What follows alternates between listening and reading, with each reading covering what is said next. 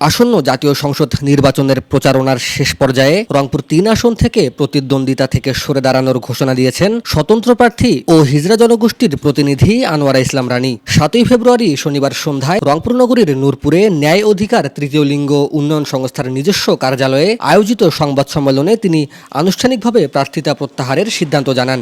আমি ত্রয়োদশ জাতীয় সংসদ নির্বাচন ২০২৬ উপলক্ষে ২১ রংপুর ৩ আসন থেকে আমার প্রার্থিতা প্রত্যাহারের ঘোষণা দিচ্ছি। হিজড়া জনগোষ্ঠী সহ সকল প্রান্তিক ও সুবিধাবঞ্চিত জনগোষ্ঠীর জন্য জাতীয় সংসদে সংরক্ষিত আসনের সাংবিধানিক স্বীকৃতির দাবিতেই এই সিদ্ধান্ত নেওয়া হয়েছে বলে জানান তিনি। এই একটি আসন রংপুর ৩ যেমন গুরুত্বপূর্ণ, তেমনি এই যে অবহেলিত মানুষগুলোকে বাদ দিয়ে যে আগামীর বাংলাদেশ গড়া হচ্ছে, এই বিষয়টাও তুলে ধরা অনেক গুরুত্বপূর্ণ।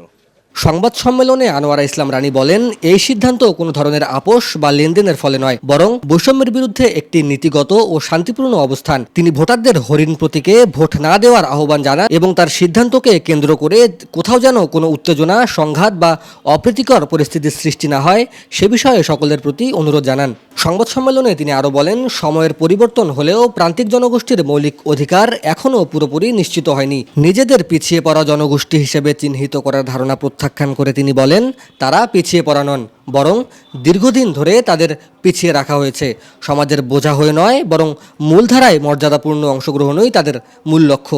এখান থেকে সরে আসার মেইন উদ্দেশ্য আমাদের সাথে যে বৈষম্যটা হচ্ছে, এটা যেন জাতীয় আলোচনায় আসে এবং এটার যথাযথ ব্যবস্থা হয়। আমি নির্বাচনে অংশগ্রহণ করেছি একক ব্যক্তি হিসেবে।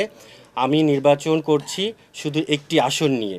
এই একটি আসন রংপুর ৩ যেমন গুরুত্বপূর্ণ, তেমনি এই যে অবহেলিত মানুষগুলোকে বাদ দিয়ে যে আগামীর বাংলাদেশ গড়া হচ্ছে, এই বিষয়টাও তুলে ধরা অনেক গুরুত্বপূর্ণ।